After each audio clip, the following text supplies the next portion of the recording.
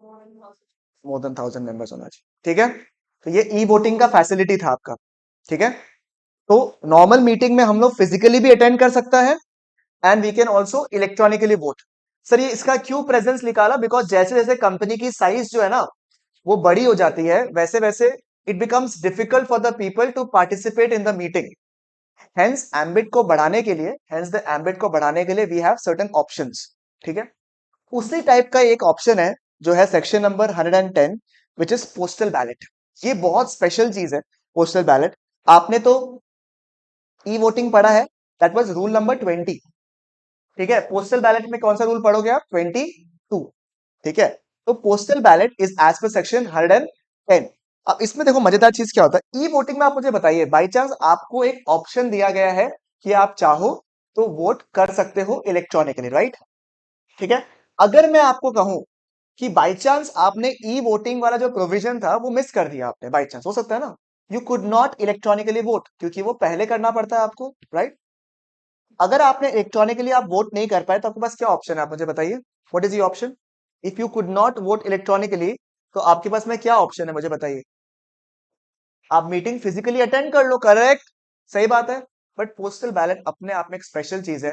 Postal ballot में ये बोल रहा है कि भैया मीटिंग जो है ना, मीटिंग वो आप फिजिकली अटेंड ही नहीं करोगे। मतलब ये जो मैटर डिस्कस हो रहा है ना पोस्टल बैलेट के थ्रू, वो मैटर्स फिजिकल मीटिंग में होते ही नहीं है। मतलब ये मीटिंग होता ही कैसे है, only and only, only and only what, through electronic means only. मतलब ये जो मैटर डिस्कस होने वाला है पोस्टल बैलेट में, उसमें जनरल मीटिंग होने का ऑप्शन ही नहीं है। तो ये अपने आप में इंटरेस्टिंग हो गया। ई वोटिंग और पोस्टल बैलेट में हल्का सा फर्क है, वैसे तो सारा एनालिसिस किया हुआ है, बट समझेगा पोस्टल बैलेट में क्या होता है, ठीक है।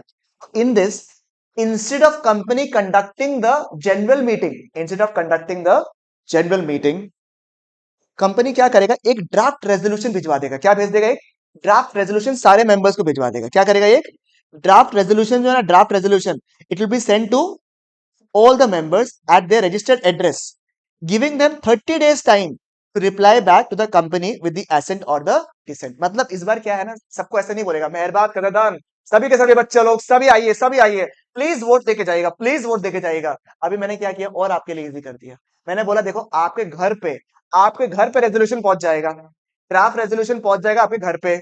आपको कुबूली देना है तो कुबूली दे देना, नॉन कुबूली देना है तो नॉन कुबूली दे देना, कोई टेंशन वाली बात नहीं है। तो घर बैठे वोट देते हैं सर, क्यों, ताकि ये चाहते हैं कि मैक्सिमम अमाउंट ऑफ पार्टिसिपेशन हो। बात समझ में, मैंने आपको बोला कि आपको आना पड़ेगा या आपके पास ऑप्शन है, तो क्या लोग बाग सोचने लग जाएगा कि यार जाना पड़ेगा, अच्छा सोच सकता है। बट इसमें क्या है, आपको ड्राफ्ट रेजोल्यूशन घर पे पहुंचा है, आपको घर से ही क्या देना है, वोट देना है। कितने दिनों के अंदर, 30 डेज के अंदर, 30 डेज के अंदर बोलना है, रिप्लाई देना है आपको कि हाँ है या ना है। सर इसका काउंटिंग कौन करेगा, वही सेम ई वोटिंग में स्क्रूटनाइजर था ना, who used to see whether the checking has been done properly or not, वही same process, scrutinizer is appointed by to count the votes in the same manner like that of e-voting। जैसे e-voting में scrutinizer था जो check करता था सारा votings को count करता था, अपना रिपोर्ट देता था, सेम सेम चीज इसमें भी आएगा पोस्टल बैलेट में, ठीक है, समझ में आया, चलेगा बिल्कुल यहां तक, ओके परफेक्ट यहां तक बिल्कुल।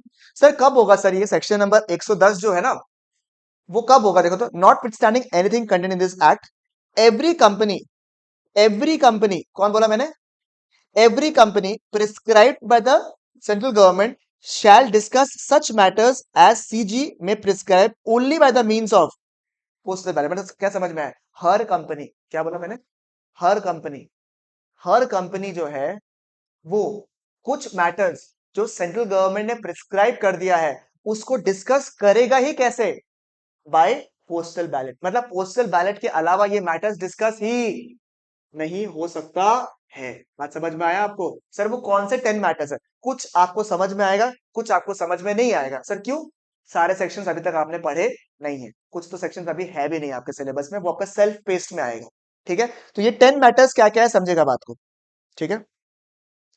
व्हाट आर दिस 10 मैटर्स, ठीक है। नंबर 1 क्या लिखा हुआ है देखो तो, shifting of the registered office outside the local limits, shifting of the registered office outside the local limits. मतलब अगर मैं रजिस्टर्ड ऑफिस को शिफ्ट कर रहा हूं, जैसे कर्नाटका में मेरा अभी रजिस्टर्ड ऑफिस है, ठीक है, I am shifting it to Guwahati, I am shifting to Assam, क्या मैं लोकल लिमिट्स के बाहर जा रहा हूँ? यस। तो इसमें आपकी मंजूरी है या नहीं है? ये किससे ली जाएगी? By postal ballot. You will not be, this will not be discuss in a general meeting. कितने लोग आ जाएंगे आप मुझे बताइए जनरल मीटिंग में? पॉसिबल नहीं है। और ये इंपॉर्टेंट मैटर है या नहीं भाई? कंपनी अपना रजिस्टर्ड ऑफिस शिफ्ट कर रहा है भाई, मैटर इंपॉर्टेंट है। समझ में आया? तो उसके लिए क्या हुआ? Only and only postal ballot. Sir company अपना ऑब्जेक्ट ही चेंज कर रहा है। ऑब्जेक्ट कहाँ लिखा हुआ रहता है कंपनी का? मेमोरेंडम में लिखा हुआ रहता है ऑब्जेक्ट्स, ठीक है ना? उसी को चेंज कर रहा है।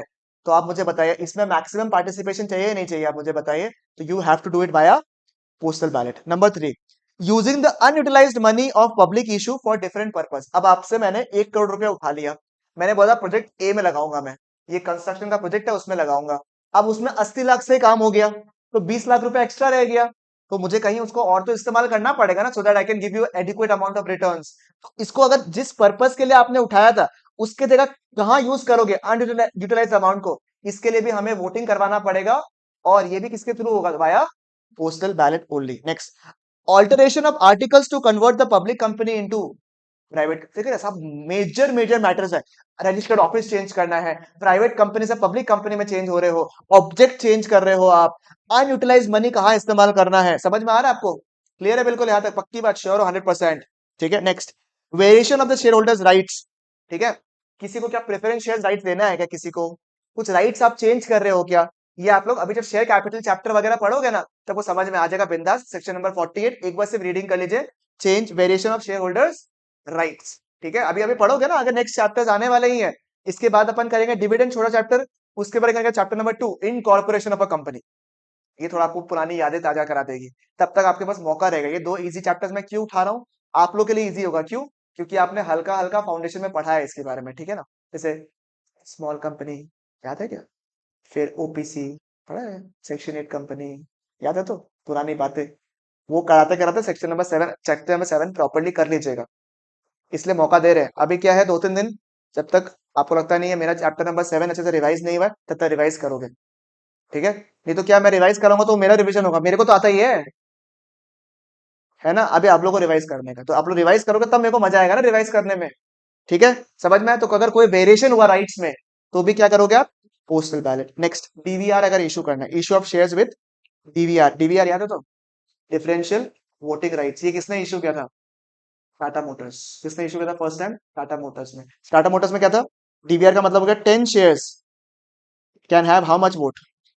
1 वोट। मतलब 1 शेयर का वैल्यू कितना है? 1/10। ये क्या होता है? नॉर्मली नॉर्मल शेयर का वोट कितना होता है? 1:1 होता है। ठीक है, एक शेयर इक्वल टू 1 वोट। पर डीवीआर का केस में क्या होगा? 1 share is not equal to 1 vote, it can be less than the normal value. समझ में आया आपको? क्लियर है बिल्कुल यहाँ तक? Is it fine? कंफर्म कीजिए सभी लोग। ठीक है, समझ में आया? तो डीवीआर भी अगर इशू करना है तो भी क्या चाहिए आपको? वाया पोस्टल बैलेट ही होगा। ठीक है, most funny example, appointment of small share holder director. पर क्या बातें कर रहे हो? Yes, section number 151। ठीक है, there is also a director, जो किसके लिए होता है? स्मॉल शेयर होल्डर्स के लिए। तो पलक मुझे बताइए, आपके दिमाग में पहला सवाल क्या आ रहा है? मुझे बताइए आप, पहला दिमाग में सवाल क्या आ रहा है? सर ये क्या क्या? क्यों? कंपनी में बहुत सारे शेयर होल्डर्स हैं। अब बड़े बड़े जो शेयर होल्डर्स है उनका तो बात सुना जाएगा हर बार। अब मेरे जैसे छोटे शेयर होल्डर का क्या हो जाएगा?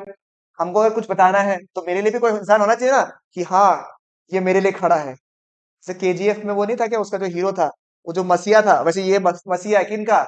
Small share holder. सर अच्छा लगा सुन के, सुन के अच्छा लगा कि share small share holder sir अपना अपने में जमीन से उठ के कोई ऊपर तक गया है। देखिए कितना बढ़िया बात है, small share holder director. Value देखो तो क्या लिखा हुआ है? कितना? Value of ₹20,000। Share holders of value ₹20,000। इतना पढ़ के आपको लगेगा कि हाँ तो इतना क्या एक्साइटमेंट दिखा रहा था भैया, ₹20,000 तो है, क्या बड़ी बात है। उसके बगल में एक वर्ड भूल गया पढ़ना, क्या लिखा है? उसके लेफ्ट में क्या वर्ड लिखा हुआ है? Face face value of ₹20,000। Sir मतलब बताते हैं। ठीक है, बताते हैं। कोई कंपनी का नाम बताओ अच्छा, एनी गुड एग्जाम्पल? इन्फोसिस, चलो क्या बात है, इन्फोकासिस। कितना का शेयर है बाबू ये? 1439 है। This is not the face value dear, this is the market value.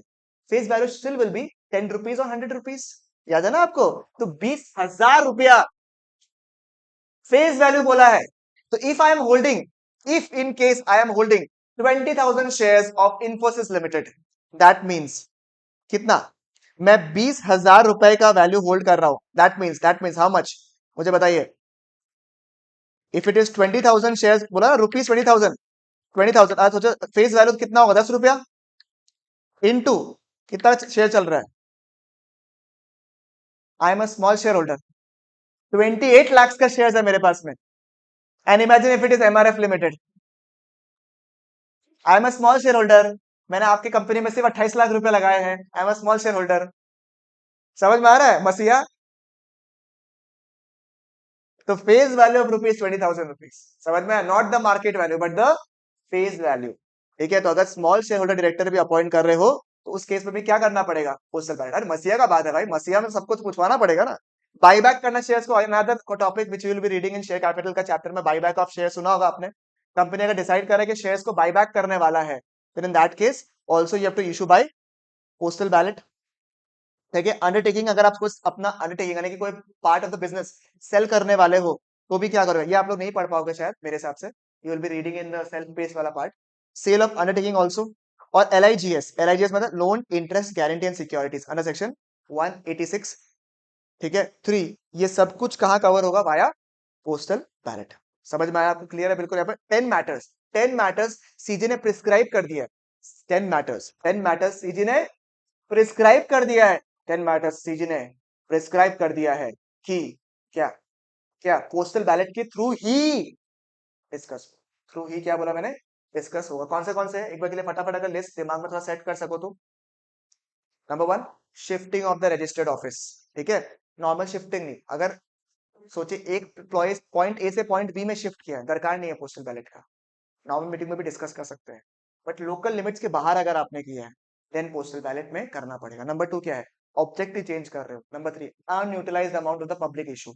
Number 4, conversion.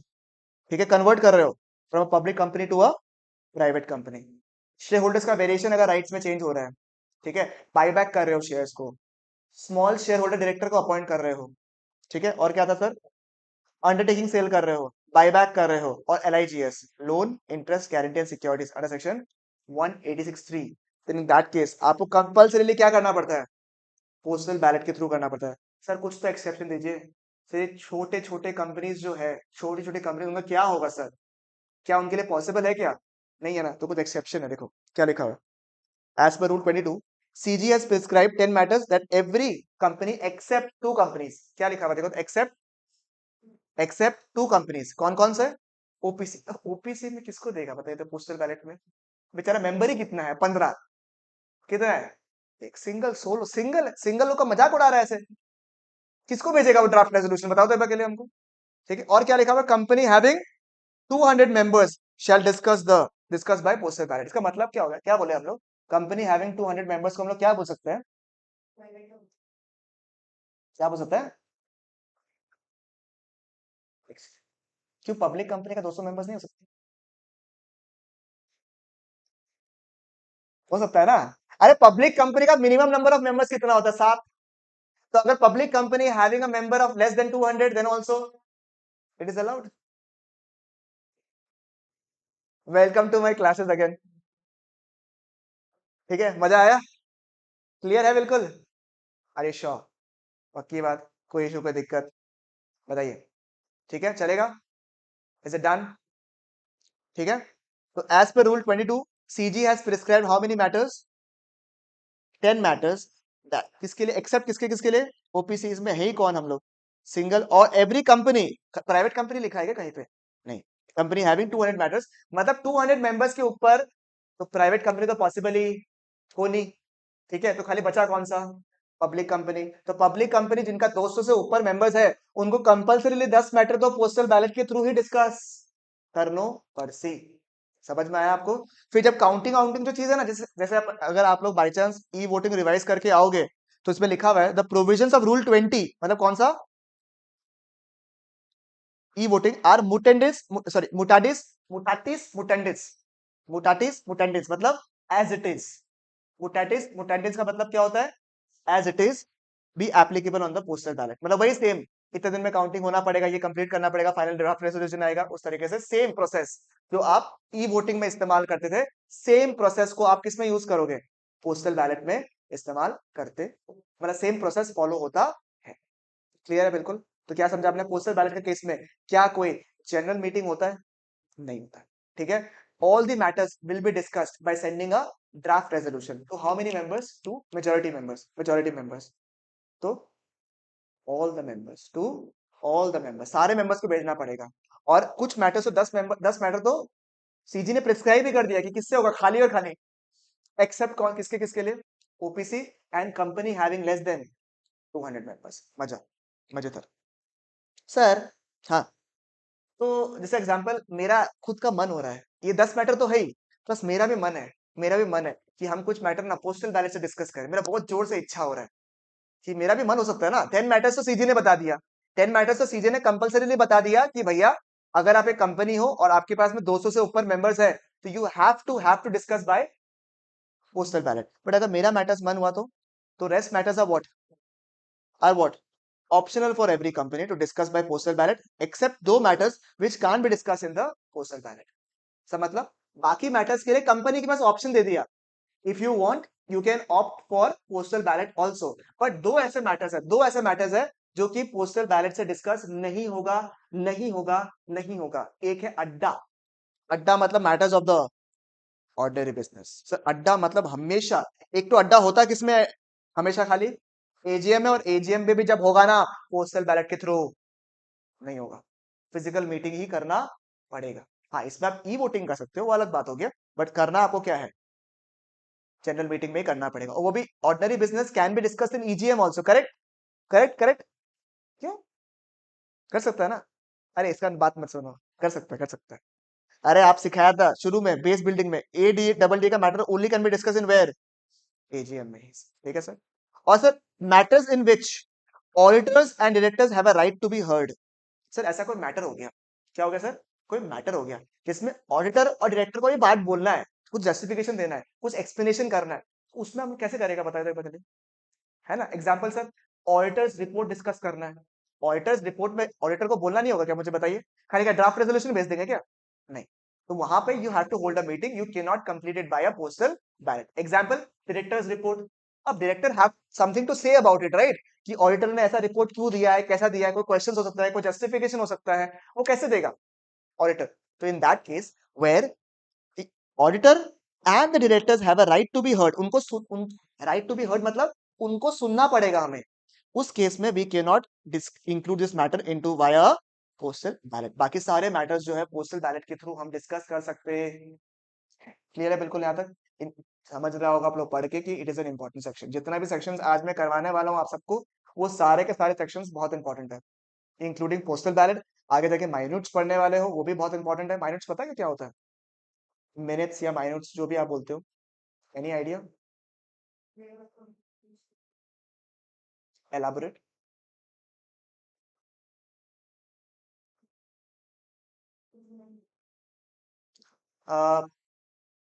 कई बार तुमने देखा है कि कोर्ट में जब प्रोसीडिंग्स चलता है, तो कुछ एक जन कुछ पेशकश करता है, लॉयर्स फाइट करता है, कोई डिसीजन देता है, जो जज होता है डिसीजन देता है, कोई एक जन दिखता है वहां पे बगल में, लिखता रहता है सब कुछ क्या होता है कोर्ट प्रोसीडिंग्स को। क्यों लिखता है वो? ताकि बाद में किसी को अगर रेफर करना पड़े कि कोर्ट में क्या हुआ था इस केस में, तो वो उसको रेफर कर सके। वैसे मीटिंग्स होगा ना कंपनी में, मीटिंग्स में कुछ ना कुछ डिस्कस करेगा ही नहीं करेगा? आप मुझे बताइए। यस। तो मीटिंग्स का समरी, मीटिंग समरी कि इस मीटिंग में एक्सेट्रा मीटिंग में क्या बात हुआ था, क्या मैटर में हम लोगों ने हाँ बोला, किस मैटर में डिस्कशन हुआ है, उसका कुछ ना कुछ रिकॉर्ड होना चाहिए, नहीं होना चाहिए? उसको बोलता है माइंड्स। क्या बोलता है उसको? एज माइंड्स। समझ में आया आपको? नहीं, अभी पढ़ेंगे उसको, ठीक है ना? पहले पोस्टल बैलेट पढ़ते हैं, ध्यान से, ठीक है? In this case, the company instead of conducting a general meeting will send a what? Postal ballot. And postal ballot means what? A draft resolution that shall be sent to all the members at their registered office, giving them how many days? 30 days to reply back, giving an assent or a dissent. Scrutinizer appoint होगा जो कि properly votes count करेगा, just like same that of e voting. ठीक है? Notwithstanding anything contained in this act, every company prescribe by the CG, 10 matter ऐसा है जो किसमें डिस्कस करेगा, वाया पोस्टल बैलेट ही डिस्कस करेगा। बाकी मैटर्स भी कर सकता है एक्सेप्ट 2 मैटर्स, एक तो ADDA एंड बाकी किसमें, जिसमें ऑडिटर एंड डायरेक्टर को आपको सुनना पड़ेगा। ठीक है, example in the discussion of auditors report, directors report etcetera. ठीक है, हाँ ये क्लियर हो गया बिल्कुल, 10 मैटर्स क्लियर है बिल्कुल यहाँ तक। और सर वही सेम रूल नंबर 20 अप्लाई करेगा, mutandis will be applicable to the postal ballot. Yes, excellent. ठीक है, प्रोवाइडेड दैट, क्या लिखा हुआ है, प्रोवाइडेड मतलब इसके अलावा, provided that companies under section 108 if discuss the matters specified in clause A of subsection 1 of section 110 then section 110 is deemed to be compliant। यानी कि अगर कोई मैटर में, अगर कोई मैटर 108 क्या होता है, 108 क्या है, 108 क्या है, ई वोटिंग। तो क्या बोला sir, provided that companies under section 108 if discuss the matters specified in this one 110 then the section 110 will be compliant. मतलब अगर कोई मैटर 110 के तहत होना चाहिए था, पोस्टल बैलेट के थ्रू, पोस्टल बैलेट के थ्रू हमें डिस्कस करना चाहिए था, बट हमने उसको किसके थ्रू कर लिया, बात बिल्कुल सेम ही तो है, हमें मानेंगे कि हाँ almost deem to be completed. समझ में, क्योंकि दोनों केस में तो क्या मिल रहा है ऑप्शन, लोगों को घर बैठ के वोटिंग देने का ऑप्शन मिल रहा है, तो इसीलिए हम लोग माने, इसलिए तो बोला ना mutandis, mutandis same is it. ठीक है, तो क्या ये लिखा है, provided that a company under section 108 if the matters discuss in the matter specified in clause A of subsection 1 of 110, ठीक है, then section 110 is deem to be complied. ठीक है, 110(2) क्या देखो, if a resolution is passed by the requisite majority through postal ballot it shall be deem to be pass in the general meeting. ये तो पहला होता ना वो कंक्लूसिव सेक्शन है कि पोस्टल बैलेट में, पोस्टल बैलेट के थ्रू आपने सबको ड्राफ्ट रेजोल्यूशन भेजा और उसमें अगर एसेंट आया, मेजॉरिटी लोग का एसेंट आया, देन इन दैट केस हम लोग क्या मानेंगे कि resolution has been passed in the general meeting, वो डीम्ड मानेंगे हम लोग। ठीक है, कि resolution has been passed in the general meeting. Obvious सा बात है वो तो, नहीं तो हम लोग क्या डांस करवाने के लिए कर रहे थे, ऑब्वियसली ना, we want answer, that is why we conducted the postal ballot. Clear है बिल्कुल यहाँ तक, इस पोस्टल बैलेट बिल्कुल क्लियर, कंफर्म कीजिए प्लीज फटाफट। ठीक है, पोस्टल बैलेट में क्या होता है सर, सर पोस्टल बैलेट और ई वोटिंग में फर्क है क्या कुछ, हाँ सर, ई वोटिंग में क्या होता है बताइए, कि ई इन्वेस्टिंग लिखा हुआ है यहाँ पे, लवली, क्या होता है देखो, section 108 read with rule number 20, postal ballot section 110 read with rule number 22। क्या इसमें जनरल मीटिंग होता है, क्या इसमें जनरल मीटिंग होता है, यस, इसमें जनरल मीटिंग नहीं होता है। It is applicable to only which companies, company having equity shares listed on the recognised stock exchange या फिर minimum of 1000 members, a minimum of 1000 members. Next, इस केस में क्या होता है, 10 matters prescribe by the CG में तो होना ही है मैंडेटरीली, वो भी किसके लिए एप्लीकेबल नहीं है, OPC and company having 200 members. बात समझ में आया आपको, क्लियर है बिल्कुल, यहाँ पे दोनों चीज क्लियर हुआ। ई वोटिंग क्या है, बड़ा स्केल में हो गया, बड़ा कंपनीज के लिए ई वोटिंग होता है, पोस्टल बैलेट के लिए जरूरी नहीं है कि आप बहुत बड़े कंपनी हो, थोड़ा बड़ा चलेगा, मतलब 200 के ऊपर चलने से भी आपके पास में पोस्टल बैलेट का ऑप्शन आ जाता है। क्लियर, कोई दिक्कत बताइए यहाँ तक, ठीक है, इजी एकदम, पोस्टल बैलेट समझ में आ गया। Section 110 postal ballot read with rule number 22, इसमें क्या होता है, कुछ मैटर्स कंपल्सरीली हम लोग कैसे कंडक्ट करते हैं, by providing draft resolution to all the members. ठीक है, एंड विद इन 30 डेज सारे मेंबर्स को क्या देना पड़ता है, एसेंट या फिर डिसेंट, यानी कि कंफर्मिंग द रेजोल्यूशन और getting against the resolution. 10 matters ऐसे हैं जिसमें पोस्टल बैलेट के थ्रू ही करना पड़ेगा। कुछ रफ में बताऊं तो, अगर आप स्टेक शेयर कर अपना सेल कर रहे हो, बायबैक आप शेयर्स कर रहे हो, रजिस्टर्ड ऑफिस चेंज कर रहे हो आउटसाइड द लोकल लिमिट्स, उसके अलावा अगर सोचो बाई चांस हम लोग डीवीआर इशू कर रहा है, ठीक है, प्रेफरेंस राइट्स चेंज कर रहे हो आप किसी शेयर होल्डर का, और conversion of public company to private company, और ऑब्जेक्ट चेंज कर रहे हो, तो ये सब बड़ा बड़ा मैटर्स हो गया आपका, जिसके लिए हम लोग आया पोस्टल बैलेट ही करेंगे। ठीक है, except OPC and company having members of less than 200, बराबर। बाकी सारे प्रोसेस जो कि ई वोटिंग में चलता है, that will mutandis be applicable to the postal ballot also.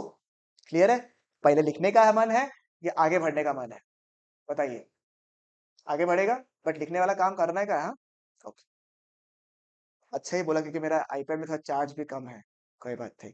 आइए, टाइप्स ऑफ रेजोल्यूशन सर तो पता ही नहीं है सर, ये तो सर ये क्या ही लिख दिया सर। सर ये तो कभी जिंदगी में देखा ही नहीं है सर। ऑर्डिनरी रेजोल्यूशन ये क्या होता है सर?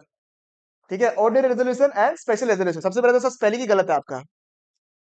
ठीक है, क्या है sir spelling? R E double S होता है क्या? डबल एस है क्या? ठीक है, और इधर भी। सर ऐसा क्यों करते हैं आप, ताकि गलती ना करें? ठीक है सर, ऑर्डिनरी का स्पेलिंग भी गलत लिखा है आपने, क्या होगा स्पेलिंग? NAIARY नहीं होता है ये, सब हम देखा है, आंसर शीट देखा लोगों का। ऑर्डिनरी रेजोल्यूशन, इसलिए बोलता है सब बेसिक शब्द है जिसका स्पेलिंग गलती अफोर्ड नहीं कर सकता ऐसा सी है आप। ठीक है, तो टाइप्स ऑफ रेजोल्यूशन आता है दो टाइप का, पता है आपको क्या? सही है, पता है आपको कौन सा है? Ordinary resolution and special resolution. Ordinary resolution क्या होता है भैया? Votes cast in favour is more than the votes cast against. और इस पे क्या होता है? It is at least 3 times favourable. Simple language में, लैंग्वेज मगर एक्ट में यही दिया हुआ है आपका। ठीक है, लैंग्वेज एक्ट में यही दिया हुआ है। ऑर्डिनरी रेजोल्यूशन क्या होगा? Votes cast in favour is more than the votes cast against. And special resolution क्या होता है? Vote cast in favour is at least 3 times the vote cast against. समझ में आया? इसको हम लोग बोलते हैं स्पेशल रेजोल्यूशन। क्लियर है बिल्कुल यहाँ तक? पक्की बात? कोई दिक्कत तकलीफ बताओ? नहीं है ना? हो जाएगा? पक्की बात? सर 114 तो सर बहुत टफ था। मैं चाहता हूँ कि आप 2-3 बार रिवाइज कराते 114 को। इजी तो आगे। Another interesting section which is 118 is what minutes या minutes, जो भी आप बोलते हो। ठीक है, जैसे जीब्रा और जेब्रा, जैसा मन करता है वैसे बोलने का, बस आंसर करेक्ट करने का। स्पेलिंग देख लो, MINUTES, माइन्यूट्स। सर माइन्यूट्स क्या है? It minutes refers to the proceedings that took place in the meeting. मतलब पूरा मीटिंग में क्या हुआ था उसका पूरा एक जो पार्ट लिखते हैं हम लोग, उसको हम लोग क्या बोलते हैं? माइन्यूट्स। ठीक है, तो minutes refers to the proceedings that took place in the meeting. Minutes refers to the proceedings that took place in the meeting. It refers to the proceedings that took place in the meetings. ठीक है sir, okay. अब माइन्यूट्स जो है sir general meeting का भी होगा, board meeting का भी होगा। वैसे तो आपको पता होना चाहिए माइन्यूट्स जो है किसका किसका बनता है। एक जनरल मीटिंग का बनेगा, एक बोर्ड मीटिंग का बनेगा, एक क्रेडिटर्स मीटिंग भी होता है, आपको पता होगा क्रेडिटर्स मीटिंग, उसका भी होगा, और एक कमिटी मीटिंग होता है। सर ये क्या है सर? क्रेडिटर्स लोग के लिए स्पेसिफिकली मीटिंग करवाया जाता है कभी कभी कंपनीज लगा, उसको बोलता है क्रेडिटर्स मीटिंग। और कुछ कुछ कमिटीज है, जैसे एग्जांपल ऑडिट कमिटी, सुना आपने? Audit committee, stake holders relationship committee, जैसे अलग अलग टाइप के, नॉमिनेशन एंड रेम्युनरेशन कमिटी से कब पढ़ेंगे हम लोग आगे जाके, जब आप लोग का वो होगा ना सेल्फ बेस्ड मॉड्यूल्स, उसमें बड़े बड़े कंपनीज जो होते हैं ना उनको अलग अलग कमिटीज बनाना पड़ता है। जैसे बड़ा बड़ा कंपनी जैसे होता है तो लोग अलग अलग डिपार्टमेंट बनाना पड़ता है ना, वैसे ही अलग अलग कमिटी बनाता है। और एक कमिटी वाला लोग का भी मीटिंग होता है रे। ठीक है, इसको बोलते हैं क्या? Committee meeting. क्या बोलते हैं इसको? Committee meeting. ठीक है, जनरल मीटिंग में माइनट्स बनेगा, यस। बोर्ड मीटिंग में ऑफ कोर्स। ठीक है, क्रेडिटर्स मीटिंग में बनेगा, किसका फॉलो करेगा format? General meeting copy paste format follow कर लेगा। और कमिटी मीटिंग में किसका फॉलो करेगा? आपस में डिवाइड किया गया है। क्रेडिटर्स बाहर वाला लोग का है, ये भी किसका होता है? शेयर होल्डर्स बाहर वाला लोग का, आपस में फिटिंग। ये कब का है, कहाँ का है? अंदर का लोग। ये भी कहाँ का है? अंदर का लोग, आपस में फिटिंग। तो बाहर बाहर, अंदर अंदर। मजा? सोच समझ के बनाया रहो मस्त ना। ठीक है, आप देखो सर कितना दिन में माइनस बनाना पड़ेगा? 30 डेज। जब से आपका मीटिंग हुआ, जब से आपका मीटिंग कंक्लूड हुआ है, जब से आपका मीटिंग कंक्लूड हुआ है, जैसे चेयरमैन ने बोला थैंक यू गाइस, तब से कितना दिन? 30 डेज के अंदर आपको क्या बनाना पड़ेगा? प्रिपेयर करना पड़ेगा। क्या करना पड़ेगा? प्रिपेयर कराना पड़ेगा। ठीक है, बोर्ड मीटिंग में भी सेम। सर सर अब ना 30 डेज के अंदर बना तो लिए, और 30 डेज के ही अंदर साइन भी कराना पड़ेगा। क्या कराना पड़ेगा? साइन भी। बाप रे बाप, 30 डेज के अंदर माइनोट्स बनाना भी पड़ेगा, हाँ, और साथ में साइन भी कराना पड़ेगा, हाँ। किसका? किसका करना होगा? चेयरमैन का, ऑफ कोर्स चेयरमैन का। और अगर चेयरमैन नहीं है तो दुबई घूमने चला गया तो कोई भी उसके बिहाफ में जो ऑथराइज हो जाए as a director, authorise by the board of director, sign कर देगा। बराबर, बेस्ट। बोर्ड मीटिंग का माइनोट्स का बनाने का लिमिट कितना दिन का है? बट साइन करने का कोई लिमिट ही नहीं है। सर भूल गया था ना, ये लोग भूल गया होगा, एक्ट वाला लोग भूल गया होगा डालना, इसलिए नो लिमिट लिख दिया आपने ना जानबूझ के। अरे लॉजिक है रे। आप मुझे बताइए, इन the case of general meeting कौन साइन करता है? कौन? चेयरपर्सन। और अगर चेयरपर्सन नहीं है तो director authorise by the board. But in the case of board meeting, in the case of board meeting अगर चेयरपर्सन अवेलेबल नहीं है तो जो नेक्स्ट बोर्ड मीटिंग होगा, नेक्स्ट बोर्ड मीटिंग, उसका जो चेयरपर्सन होगा ना वो साइन करता है। क्या बोला मैंने? Chairperson of the next board meeting का पर्सन क्या करेगा? साइन करेगा माइनूट्स को। वो कब होगा तुमको पता है क्या? कि नेक्स्ट बोर्ड मीटिंग कब करेगा हम लोग? पता है क्या तुमको? Via meditation it will come, इसलिए क्या लिखा है ऊपर में? No limit.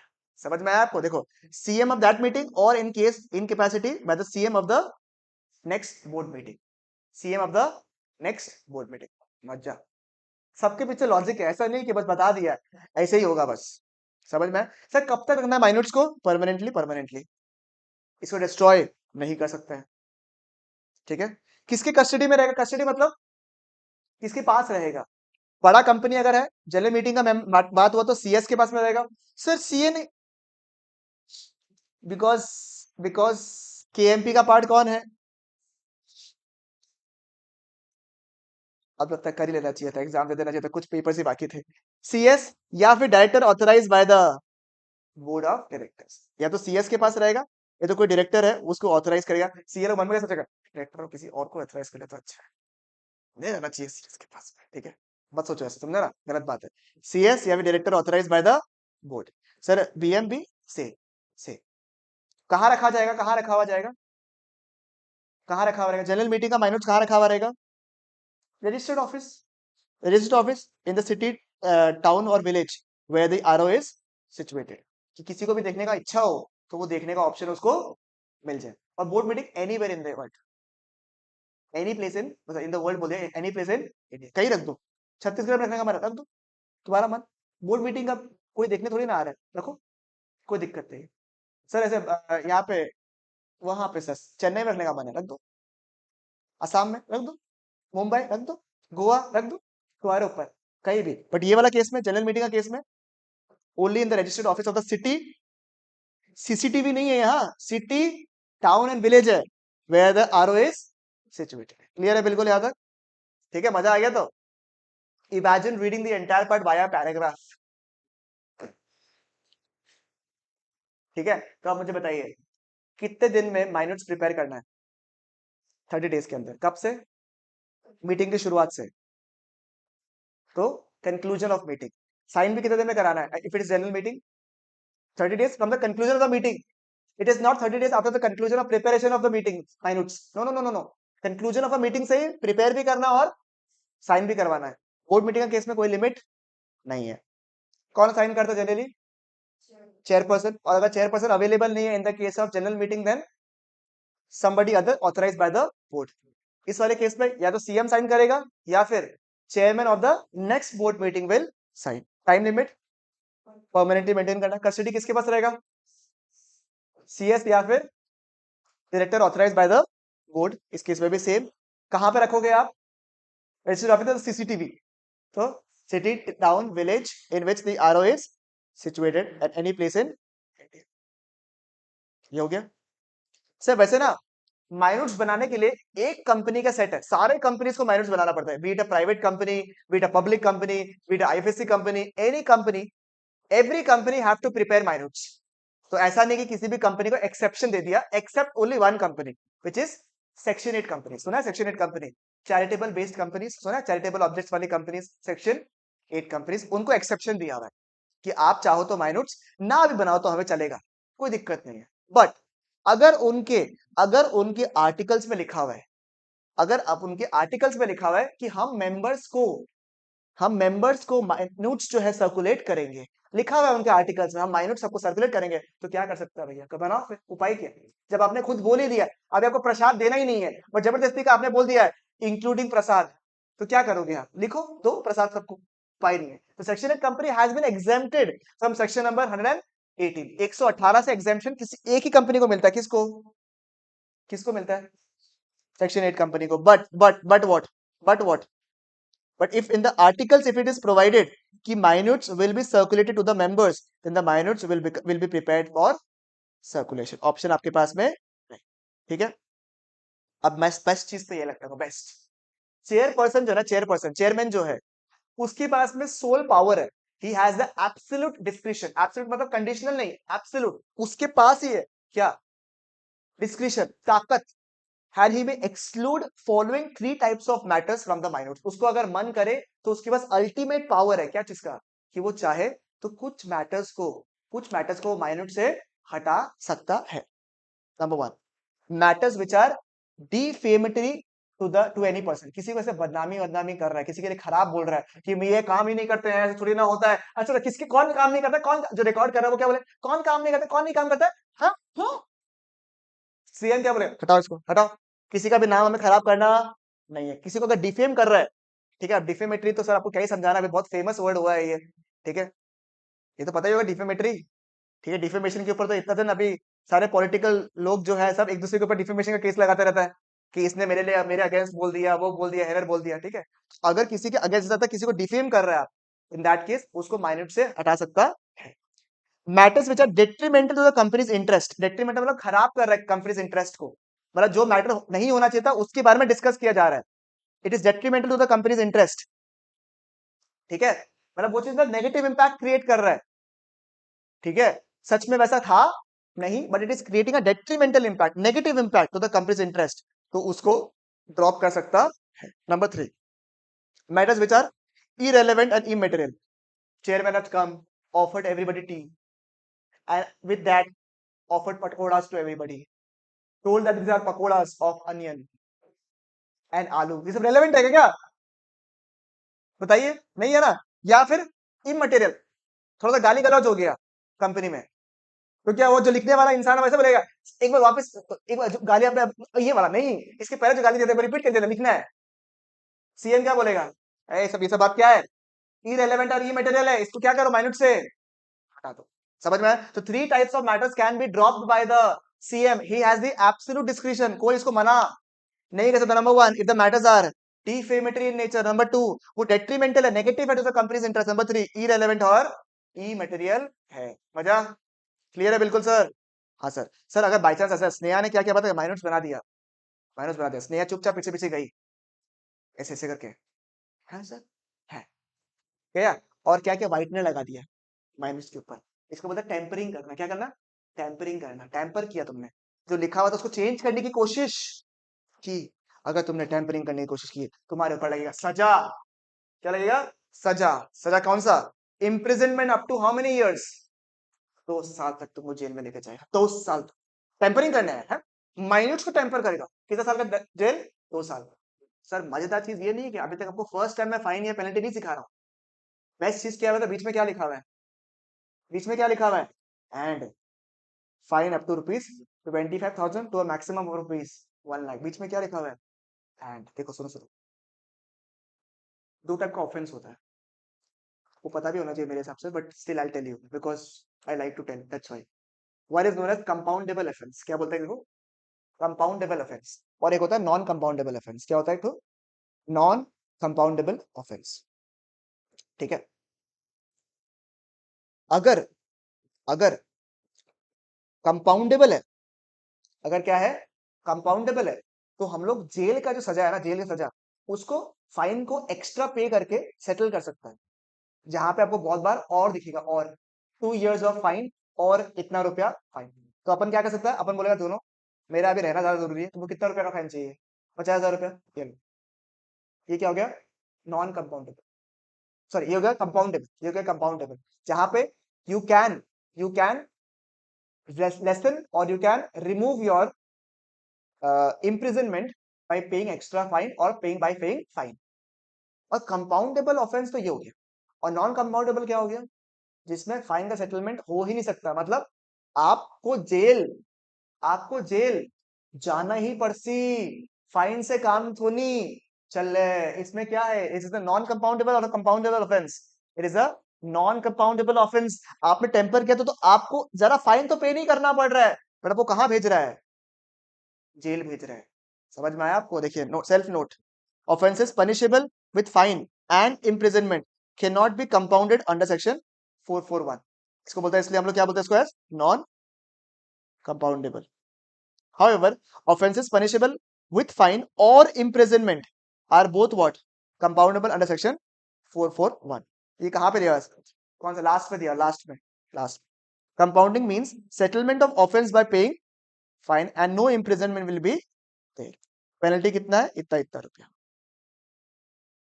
समझ में आया आपको? क्लियर है बिल्कुल यहां तक? ये एग्जांपल हो गया मतलब, ठीक है सर। अगर माइन्यूट्स जो है ना, माइन्यूट्स माइन्यूट्स को आपने टेम्पर किया तो आपके ऊपर ये फाइन लगेगा। और अगर बाकी कोई प्रोविजन को मिस आउट कर दिया आपने, ध्यान से आपने परमानेंटली रखा नहीं, या फिर चेयरमैन से साइन नहीं करवाया, कुछ भी अगर आपने गलती किया तो क्या लगेगा आपके ऊपर? या तो 25,000 रुपए का फाइन, या फिर ऑफिसर इन डिफॉल्ट को 5,000 रुपए। अरे गलती किया है, और कितना लेगा? इसमें भी एंड डाल दे क्या? And imprisonment of 1 year. अरे थोड़ा बहुत छोटा मोटा गलती की है, थोड़ा मिस आउट कर दिया कोई चीज में, तब भी फाइन लगा दिया इतना बड़ा लेवल पे, ठीक है। और कितना लेगा ये लोग से, ठीक है। और बाकी बोला every company mandatory should follow the secretarial standards, याद है ना, SS1 SS2 issued by the ICSI which are approved by the CG। दो ऐसा स्टैंडर्ड्स है which have been approved, secretarial standard 1 and secretarial standard, केवल यही दो है। सेक्रेटरियल स्टैंडर्ड्स और भी है, बट सीजी के द्वारा रिकॉग्नाइज कितने हैं? SS1 and SS2। समझ में आया आपको? This is minutes. सब माइनूट्स को एक तो टेम्पर नहीं करना है आपसे, ध्यान रखना एकदम, माइनूट्स को टेम्पर मत करना, नहीं तो क्या लगेगा? नॉन कंपाउंडेबल ऑफेंस, जेल भी लेके जाएंगे। Thank God I am not CS, ठीक है। और अगर उसके अलावा कोई फॉर्मेलिटीज को आपने पूरा नहीं किया तो आपके ऊपर क्या लगेगा? फाइन लगेगा, ठीक है। पेनल्टी लगेगा, इसलिए फाइन तो इतना छोटा अमाउंट होता ही नहीं है, पेनल्टी लगेगा 25,000 रुपए या फिर 5,000। मजा क्लियर है बिल्कुल? माइनूट समझ में आ गया बढ़िया से? वापस रिकॉल करें माइनूट्स को। माइनूट्स क्या हो गया sir? Minutes refers to the proceedings that took place in the meeting. Minutes means the proceedings that took place in the meeting. Sir time limit क्या क्या है आपका? 30 days from the conclusion of meeting in both cases। Signing कितने देर में कराना है? 30 days के अंदर। यहाँ पे कोई भी लिमिट नहीं है। साइन कौन करेगा?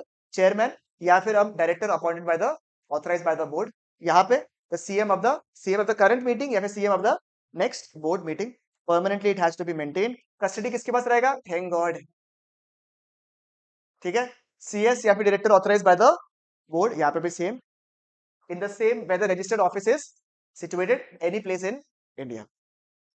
ये 4 टाइप का माइनूट्स बनता है, ये आपको पता चल गया। कौन एग्जेम्प्टेड है? सेक्शन 8। उनका आर्टिकल्स मेंशन किया हुआ, it needs to be circulated among the members, then they have to prepare it. 3 type के ऐसे मैटर्स है which the CM may drop it. कौन सा मैटर्स है? नंबर 1 जो डिफेमेटरी इन नेचर है, number 2 which is detrimental to the interest of the company, number 3 irrelevant matters, irrelevant and immaterial। Tampering किया तो क्या करेगा स्नेहा? तुमको जेल में डाल देगा, साथ में फाइन देना पड़ेगा, ठीक है। समझ में आ गया? क्लियर है? और बाकी मैटर्स के लिए ओनली पेनल्टी। बाकी आपको SS1 एंड SS2 को फॉलो करना। क्लियर? पक्की बात? श्योर? 100%? कोई दिक्कत तकलीफ प्रॉब्लम्स? प्रॉब्लम है तो यह सोल्यूशन है, बताइए। जो मतलब हर दिन को एक बार अपॉइंट किया जाता है, जनरली CS अपॉइंट करता है, जनरली जो मीटिंग अटेंड करता है ना, there be a person who keeps the who prepares the minutes in general, generally CS does the work, क्योंकि उनके पास ही माइनूट्स रहता है ना, तो जनरली वही करते हैं। बट ऐसा जरूरी नहीं कि माइनूट्स CS ही करे, जनरली करते हैं ओवर, ठीक है। अच्छा माइनूट्स प्रिपेयर कब होगा? मीटिंग के पहले, पहले ही कर लेते हैं ना सब कुछ। आपको जो बात करना करते रहिए, हम माइनूट्स बना दिए, ऐसा होता है क्या? नहीं, मीटिंग के बाद, ठीक है। Next, inspection of minutes of the general meeting.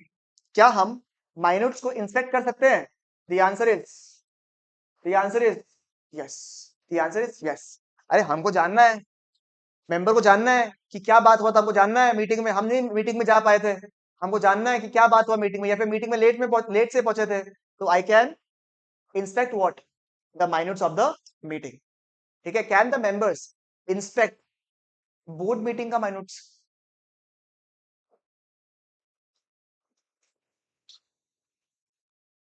No.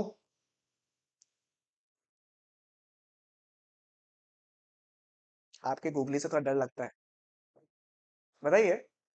No. Saurabh. No. Yes, क्योंकि क्या लिखा हुआ है? Inspection of minutes of the general meeting. Board meeting में तो बहुत सारा इंटरनल बात भी होता है, सारा पे बताया क्या सब कुछ? नहीं। Only the minutes of the general meeting, only the minutes of the general meeting is available to the what? Members to be inspected. समझ में आया आपको? ठीक है, तो every member can inspect the minute book of general meeting free of cost. Free of cost, कोई charge नहीं लगेगा आपसे, आप आइए देख के जाइए माइनट्स को। बट कब? During the business hours. कब से कब तक होता है? 9 to 6 नॉर्मली। अब हर टाइम आ रहा है, अरे हमको भी माइनट्स देखना है, अरे हमको भी देखना है, अरे हमको भी देखना है। कंपनी परेशान हो गया, कंपनी बोलता है माइनट्स दिखाता रहे, काम करे हम कुछ। तो कंपनी चाहे तो कुछ रेस्ट्रिक्शंस लगा सकता है on the time period for inspecting the minutes by passing a resolution in the general meeting. तो कैसे करेगा सर? रेस्ट्रिक्शन इंपोज कर सकता है, मतलब कि कंपनी ये बोल सकता है कि नॉर्मल बिजनेस आवर्स पूरा नहीं, आप 3 घंटा के लिए, 4 घंटा के लिए, 5 घंटा के लिए देखने आ सकते हैं, इतना बजे से इतना बजे। ऐसा आप रेस्ट्रिक्शंस लगा सकते हो। बट ये कैसे लगा सकते हो? दो दो by two methods. Number one, by mentioning in the articles. जब कंपनी का आर्टिकल्स बन रहा है उसी टाइम आपने आर्टिकल्स में मेंशन कर दिया, या फिर एसआर पास करके अपने आर्टिकल्स में मेंशन करवा दिया, या फिर bye passing a resolution in the general meeting. Bye passing a resolution in the general meeting कि भैया इतना का हम लोग रेस्ट्रिक्शन डाल देते हैं। मैंने बोला 5 minute, you can come for 5 minutes from 9 AM to 9:05 AM, बस इतना ही। 5 मिनट के लिए देखने देंगे आपको बस, और नहीं देंगे। लिखवा दिया आर्टिकल्स में, अलाउ करेगा क्या बता दो? 5 मिनट में कैसे देखेगा रे? इसलिए बोला कि देखो आपके ऊपर रेस्ट्रिक्शन लगाने का पावर है, but it should be at least how many hours?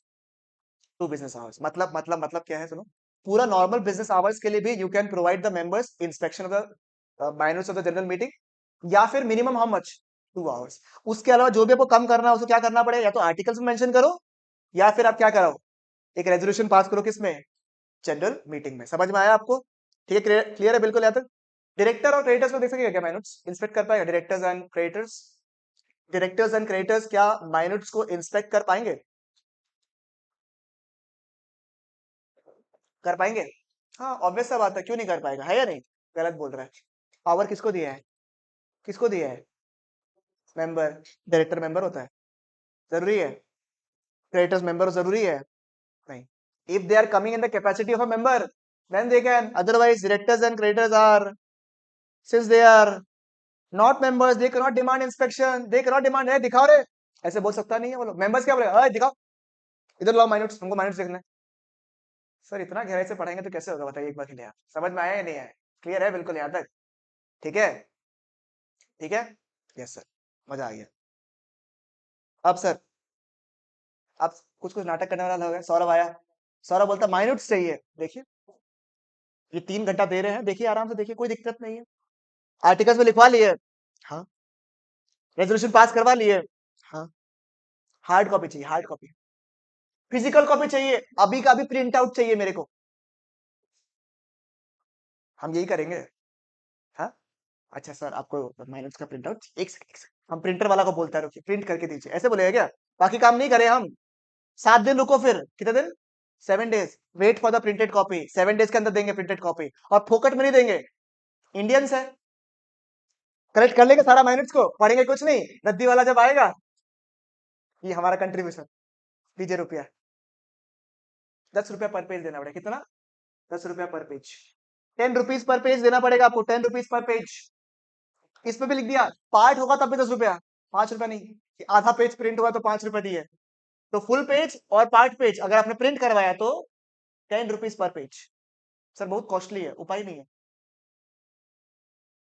ठीक है, तो if you need the physical book, if you need the physical copy, if the many members request, कौन रिक्वेस्ट किया था? सौरभ ने रिक्वेस्ट किया for physical copy of the minutes, then the company shall furnish in the next 7 working days. 7 working days, 7 days नहीं, 7, मेरा Sunday को include, छुट्टी हो गया तो। Office request but after charging such amount as may be mention in the articles. क्या इतना mention किया हुआ है? 10 रुपए पर page, part of the page भी 10 रुपया लेंगे, 5 रुपया नहीं लेंगे। ये 7 रुपया नहीं लेने वाले हम, कोई no discount. How much? 10 rupees per page. If one line is also printed then also how much rupees? 10 rupees per page. ठीक है सर, 10 रुपया तो बहुत महंगे है। तो पलक क्या बोलेगा, सॉफ्ट कॉपी दे देना, सॉफ्ट कॉपी, सॉफ्ट कॉपी दे दीजिए, सॉफ्ट कॉपी। ऐसे क्यों कर रहे हैं, सॉफ्ट कॉपी दे दीजिए, सॉफ्ट कॉपी का चार्ज नहीं लेंगे, सॉफ्ट कॉपी फ्री में मिलेगा आपको। Members can demand soft copies of the minutes of all the meetings. कितने साल का, पिछला 3 साल का, फ्री ऑफ कॉस्ट। पिछला 3 साल का माइन्यूट्स आप free of cost soft copy मंगवा सकते हैं, वो दिक्कत नहीं है, और हाथों हाथ मिल जाएगा आपको। समझ में आया, क्लियर है, मजेदार पार्ट। ठीक है, आनंदमय हुआ या नहीं हुआ जीवन, बताइए। हाँ ठीक है, तब यूल भी मतलब आपको फिर अलग से बना मंगवाना पड़ेगा, कॉस्ट देना पड़ता है उसका, बिकॉज कंपनी को मेहनत करना पड़ेगा ना उसमें, इसी।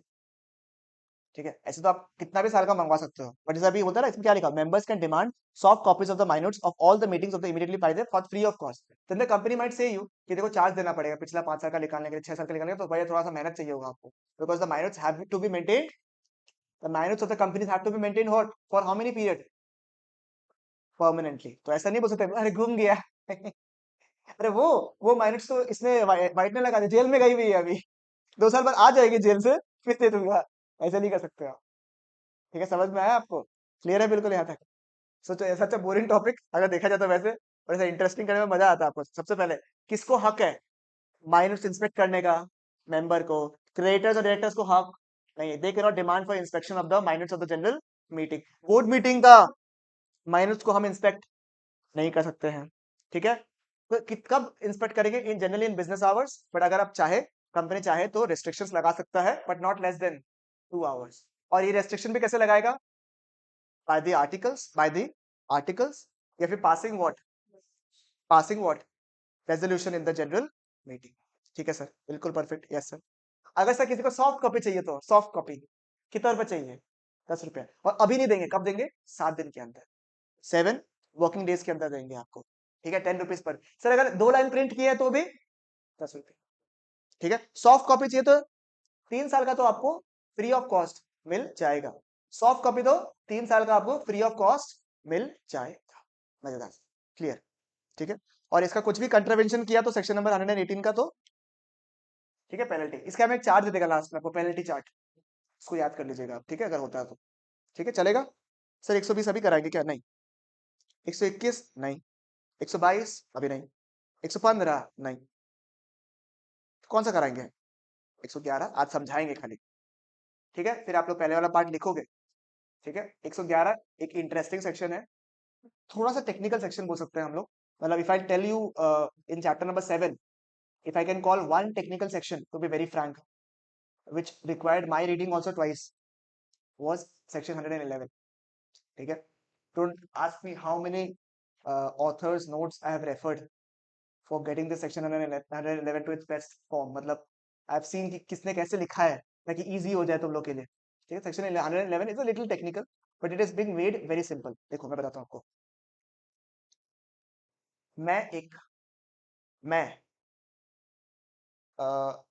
रिलायंस इंडस्ट्रीज लिमिटेड का I hold 1/10 of the share.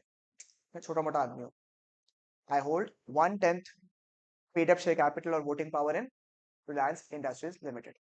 ठीक है, अराउंड 8.5 लाख करोड़ का कैपिटलाइजेशन है उसका, 8.5 लाख करोड़ कैपिटलाइजेशन है, 8.5। तो मेरा कितना होता मोटा मोटी, 83,000 करोड़ का मैं मालिक। ठीक है, तो यहाँ पे क्या कर रहा है आप, ऐसे शौक के लिए आया हुआ है, 83,000 करोड़ का I hold shares, I hold मतलब मेरा नेटवर्थ है, ठीक है, of my shares in Reliance Industries Limited. ठीक है, छोटा मोटा आदमी हूँ मैं, 1/10। क्या हुआ, रिलायंस का नोटिस आया। क्या है, नोटिस आया। कब आता नोटिस, नोटिस कब आता है,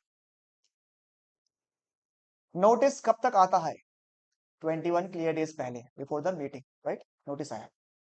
और उस नोटिस में लिखा हुआ था कि रिलायंस इंडस्ट्रीज लिमिटेड, एजेंडा लिखा रहता है, agenda, agenda, and is also explanatory in statement, section 102, in case if it is a matter relating to ordinary business, special business। Agenda आता है, एजेंडा में हम देखा, एजेंडा खोले, एजेंडा खोला, Reliance Industries limited wants to enter into travel business। wants to enter into travel business, वो तो train when में स्टेक खरीदेंगे, ट्रैवल बिजनेस करेंगे, मतलब वो फास्ट बुलेट ट्रेन बनाएंगे। अभी मेरे हाथ से नोटिस गिर गया, ठीक है। मैंने बोला आज सुनते हो क्या, तो क्यों क्या हुआ? अरे रिलायंस देखो ना क्या कर रहा है यार, अच्छा खासा जियो वगैरह चल रहा है, सब कुछ चल रहा है, बढ़िया से प्रॉफिट कमा रहे हैं, क्या ये सब? अरे ये सब एविएशन और ये सब ट्रैवल में कोई नहीं कमाता है यार, क्या कर रहे हैं लोग? तो वो क्या बोलेगा मेरे को, मैं बोले वो बोलेगा मेरे को बोल के क्या फायदा, मेरे को बोल के क्या फायदा? एक काम करो, बाकी मेंबर्स को बोलो, ठीक है। ये बात तो बाकी मेंबर्स को बताना जरूरी है ना। अरे my 85,000 crore is at stake, is it a small amount? No, I need to tell the other members कि भाई ऐसा कोई मैटर आने वाला है, तुम लोग बस आंख मूंछ के ऐसे सपोर्ट मत करना, हाँ हाँ हाँ अरे मोटा भाई आपने बोला है तो बस हाँ हाँ डन डन डन। हमको कोई पॉइंट रेज करना है, I am a member, I need to communicate something to the other members, I am a member, I want to communicate certain things to the other member, तो मैं कैसे करूं, कैसे करूं मैं, ठीक है। Then comes the important section, which is section 111, circulation of members resolution. हमेशा हम लोग क्या पास करवाते हैं, कंपनी अपना रेजोल्यूशन देता है, इस मेंबर अपना रेजोल्यूशन देगा, ठीक है। कौन ये रेजोल्यूशन पास कर सकता है, कौन ये रेजोल्यूशन दे सकता है? मेंबर या फिर members holding how much, 1/10 of the paid up share capital या फिर वोटिंग पावर। सब पेड अप शेयर कैपिटल कौन सा, company having share capital, and voting power किसके लिए, गारंटी कंपनी, सही बात। तो मेंबर या फिर मेंबर्स, आप लोग 5 जन मिलके, हम लोग 4 जन 5 जन मिलके, we are holding 1/10, can we do it? Yes. मैं अकेला होल्ड कर रहा है, yes. I will give a written request to the company, I will give a written request to the company, ठीक है। किस पे क्या भेजेगा मैं उसमें, कंपनी के किस में भेजूं मैं, आरओ में, आरओ में मतलब रजिस्टर्ड ऑफिस में, साइन बाय ऑल द रिक्विजिनिस्ट्स, मतलब अगर मैं अकेला हूं तो मैंने अकेला ना साइन किया होगा, और अपन 5 जन मिलके अगर सबमिट कर रहे हैं तो अपन 5 लोग पीपल लोग साइन करेंगे, along with the fees of और द कॉस्ट सर्कुलेटिंग इट। हमें कुछ बात ऐसा है जो सभी मेंबर्स को पहुंचवाना है, राइट, तो उसमें तो खर्चा लगेगा ना। If everything everywhere it is sent, it will involve cost, तो ये लीजिए रिटर्न रिक्वेस्ट लीजिए, हमारा साइन भी लीजिए साथ में, और कॉस्ट भी पकड़िए, क्या चीज के लिए, cost of circulating to the remaining members, ठीक है। सर क्या, सर क्या, क्या sir, a notice containing some objections or any other matter relating to a existing resolution। अगर मुझे कोई मैटर से ऑब्जेक्शन है, जैसे अभी रिलायंस किसमें बोला मैं इसमें एंटर करेगा, ये ट्रैवल वाले में एंटर करेगा, मुझे ऑब्जेक्शन है, मुझे लगता है कि इसके वजह से प्रॉफिटेबिलिटी गिर जाएगा, तो आई will give my valid explanation, I will give my valid objections, ठीक है। या फिर कोई एग्जिस्टिंग मैटर में ही मुझे कुछ और ऐड भी कराना है, कोई अदर मैटर है, उसके रिलेटेड कुछ मैटर डिस्कस करना है,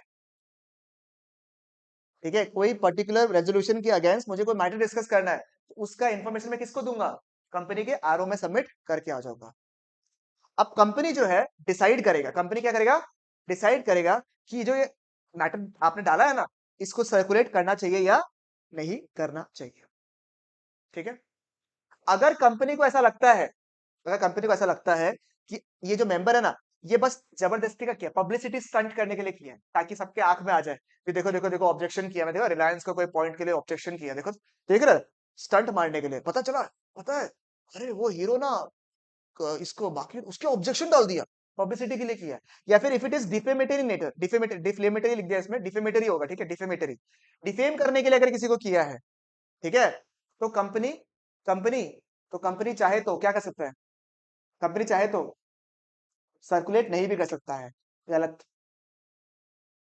ऐसा नहीं, तब तो कंपनी के पास कोई भी ऑब्जेक्शन आएगा, कोई भी एक्स्ट्रा मैटर आएगा, क्या बोलेगा, डिफेमेटरी डिफेमेटरी, अच्छा नहीं है, हटाओ हटाओ, नहीं नहीं नहीं ये पब्लिसिटी के लिए कह रहा, तो पब्लिसिटी, पलक पब्लिसिटी ना पब्लिसिटी, ड्रॉप ड्रॉप, दिक्कत होगा ना, दिक्कत होगा ना। अगर आप ना कर रहे हो तो भैया पहले आरडी को भिजवाओ, पहले आरडी से approval low, if RD feels कि हाँ ये जो बंदा है ना, इसका कोई ग्राउंड्स नहीं है बात करने का, ये पब्लिसिटी के लिए कर रहा है, या फिर इट इज डिफेमेटरी, आरडी अगर अप्रूवल दे रहा है तो नॉट सर्कुलेटेड।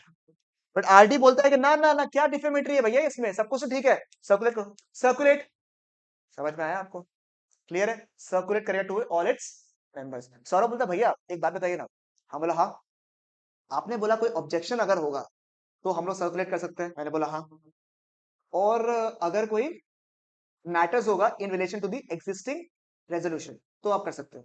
सर कब तक कर सकते हैं? How much? At least 2 weeks. At least how much? 2 weeks before the general meeting, 2 हफ्ता पहले।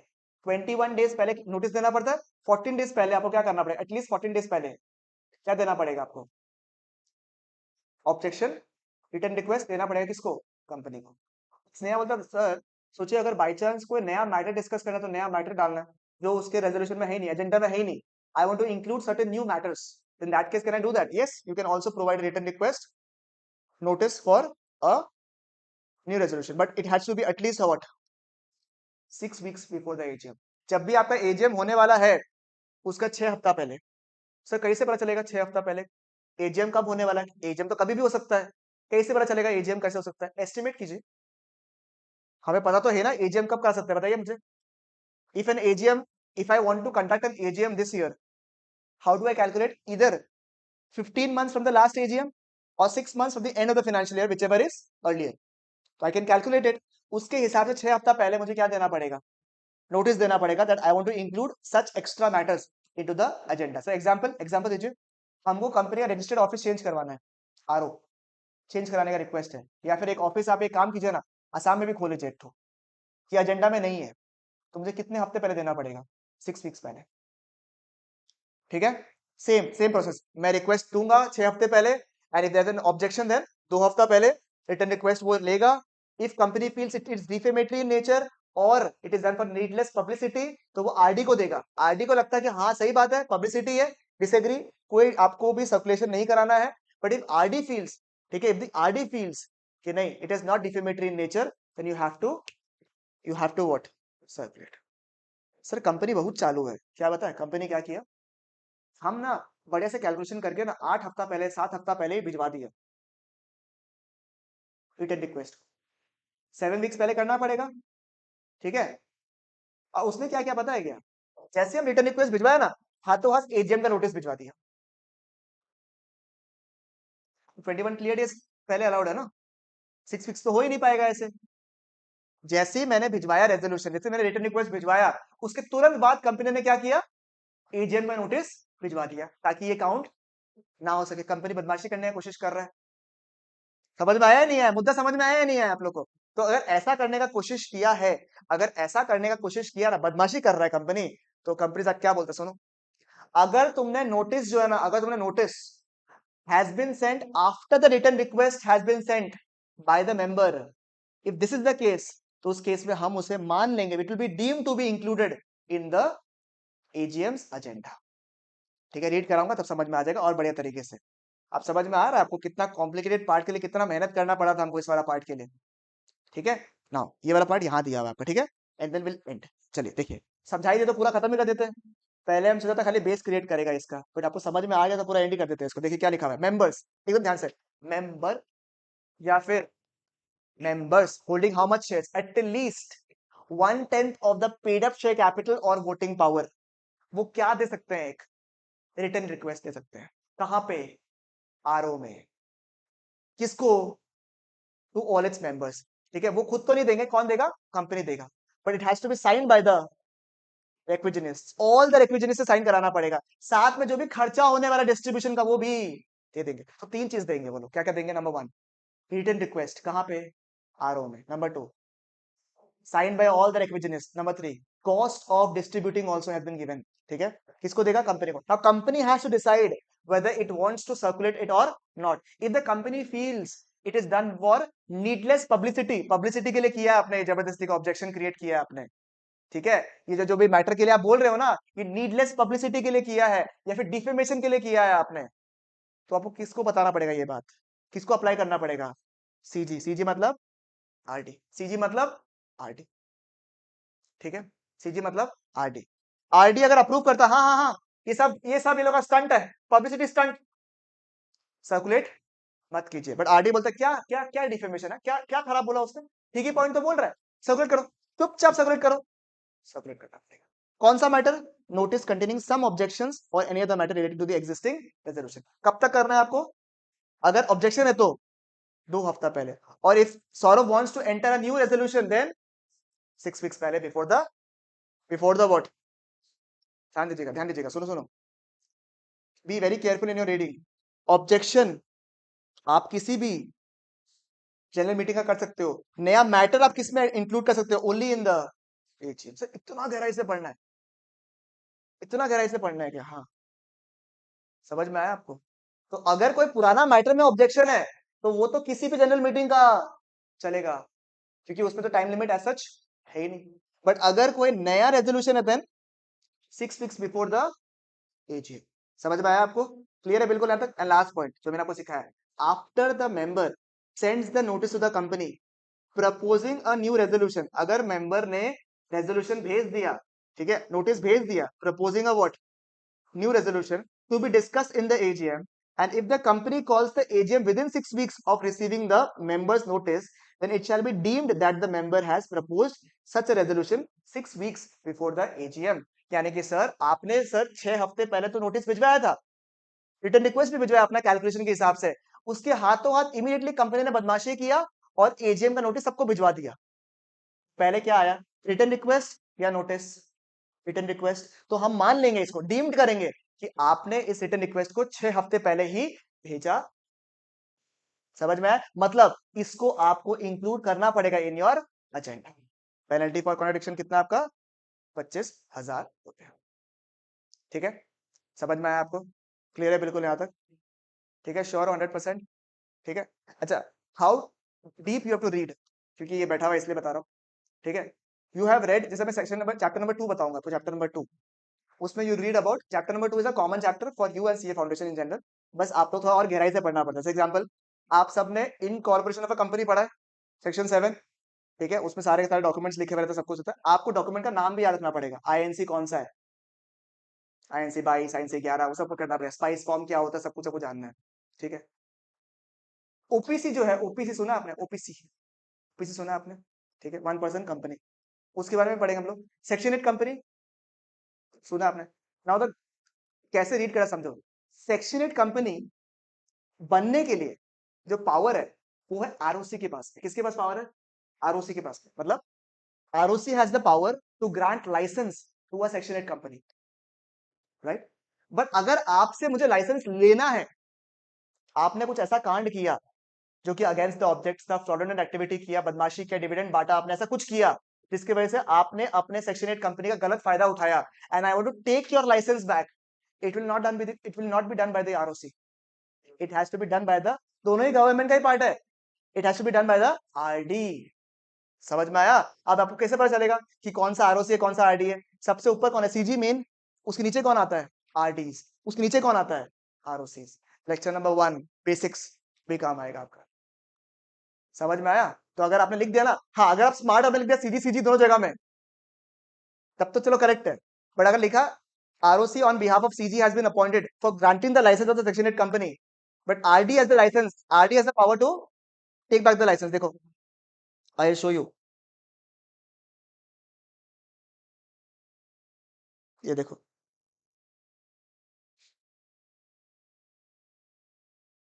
ठीक है, लाइसेंस कौन देता है आपको? सीजी। क्या लिखा हुआ बगल में? आरओसी लाइसेंस देता है। कब? आपका जब ये ऑब्जेक्ट्स क्लियर होता है, 3 ऑब्जेक्ट्स पूरा होता है आपका, ठीक है ना? बट आपका कैंसिल कौन करता है? RD, regional director. ठीक है, रुको, इसको दिखा देता हूँ। मैंने तुम लोग को भी बताया था वैसे तो, बट भूल गया तुम लोग।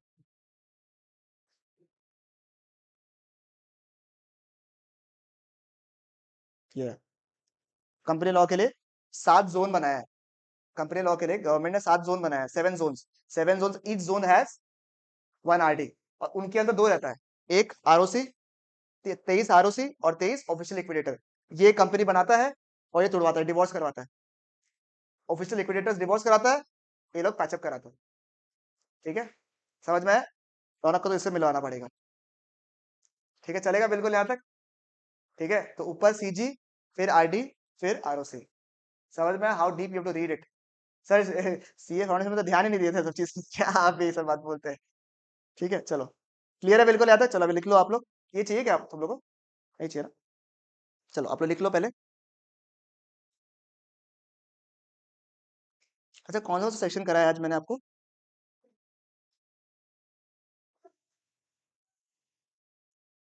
अच्छा खासा नोट्स बन गया है। 150 पेज के ऊपर हो गया शायद। नहीं, 184 पेजेस एंड काउंटिंग। अब ज्यादा होगा। अरे 5 या 6 चैप्टर ही हुआ है राइटिंग में मेरा। हाँ जी। हाँ। कैसे नहीं था, ये लोग ही तो किया था।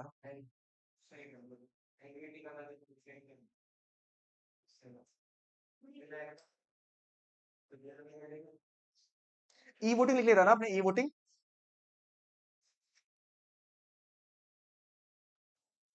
लिख के फिर खत्म कर लीजिए आप लोग, ठीक है? जितना लिखने का मन है अभी लिख लीजिए। बाकी अगर लगता है थोड़ा सा हम घर पे लिख लेगा बाकी, तो घर पे लिख लीजिएगा बाकी, ठीक है?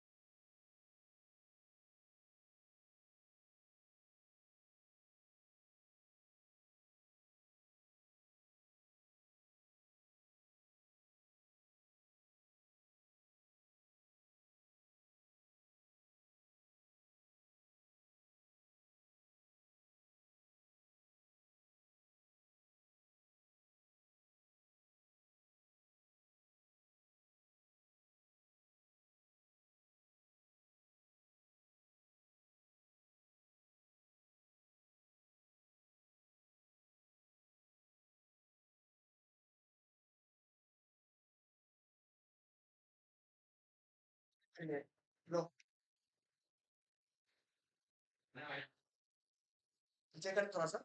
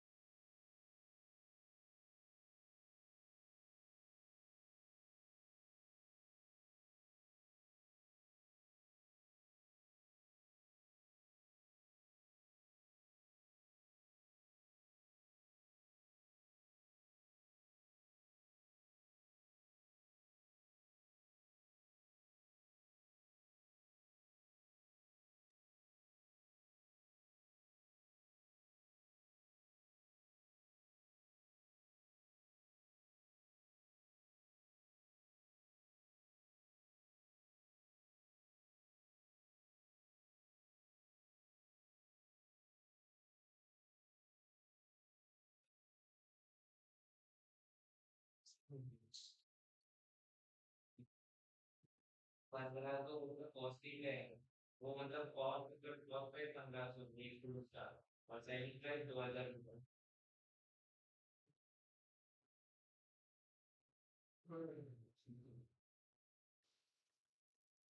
क्यों लोडिंग का इस्तेमाल कॉस्ट में मिला हुआ है कि सेल का ही तो सेल पे दिखाना है। कॉस्ट प्राइस तो हम लोग को वैल्यूएशन में दिखना। सेल के वहाँ पर ज्यादा क्यों खराब हो गया मतलब 15,000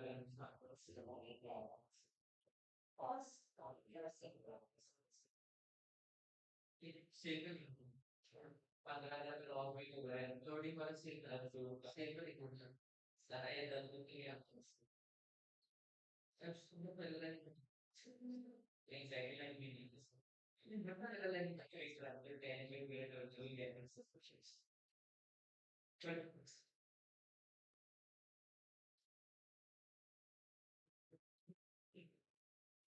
ये सब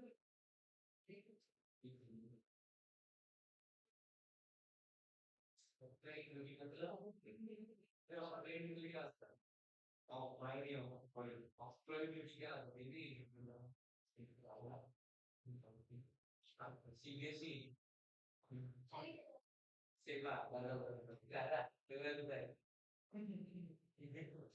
और ट्राई करना बीसीआई बीसीआई नेटफ्लिक्स मेरे को उसका ऊपर मेरा इतना तो नहीं हो अकाउंट कौन करना है इसलिए दो अकाउंट दिया है इसको इसीलिए कोई काम पढ़ लेगा चाहिए प्रीपेयर कर सकते हैं कर नहीं रहेगा कुछ है इसीलिए पेज क्वालिटी को फ्रेंडली इन्वायरमेंट हाँ तो बनाया तो तुम वेबसाइट या तो खेलेगा ये तो कम कर रहे हैं ये वेबसाइट तो डेवलपमेंट बहुत है इवन आ रहा है इसमें क्वेश्चन का नहीं बोला बनाना ये सबका लाइन का आंसर है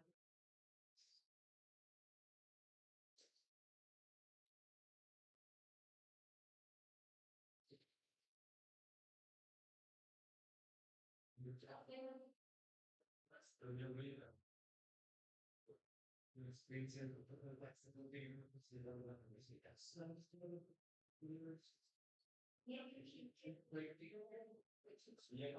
से ये वाला तो टाइम पे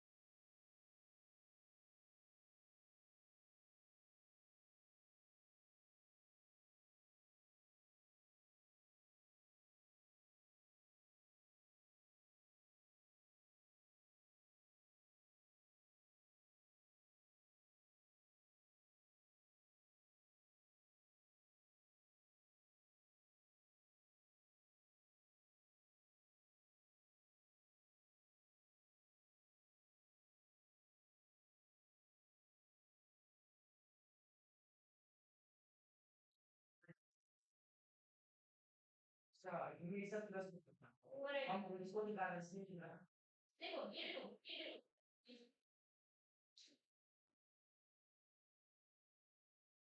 निकाल दो वो निकाल दो तो आप अपना कितना नंबर को यूनिट देंगे ठीक है कार्य होगा मुझे तो कोई ना तो वो करके काफी काफी कार्य रहेगा कुछ नहीं हाँ हाँ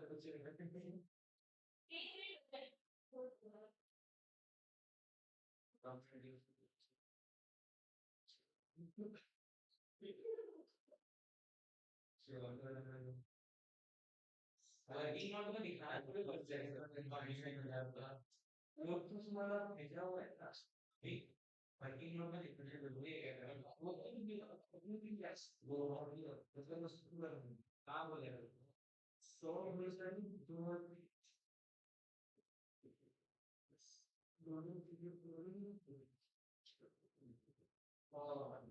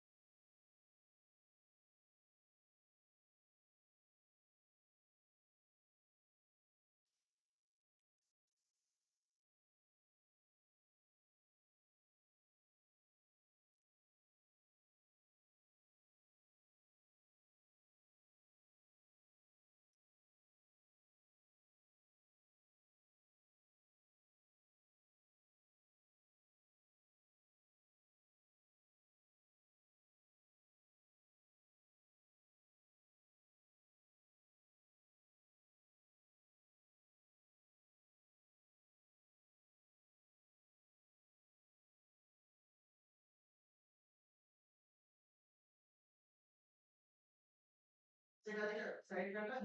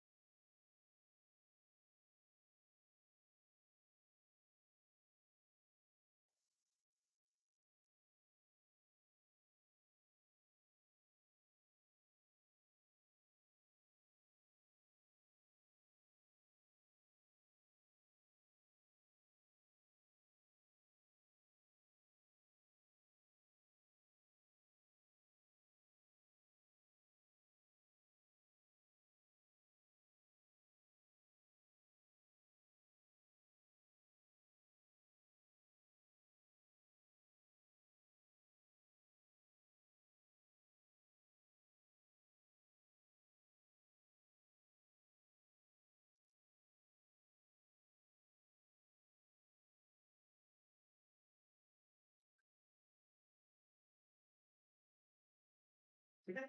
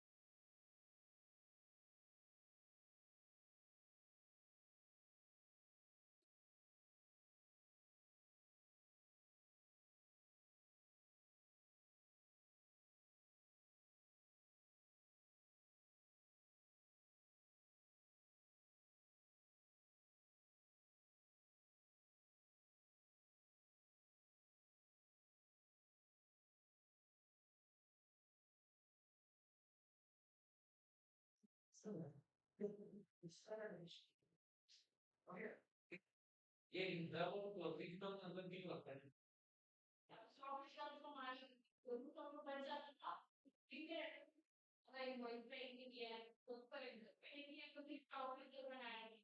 ठीक है।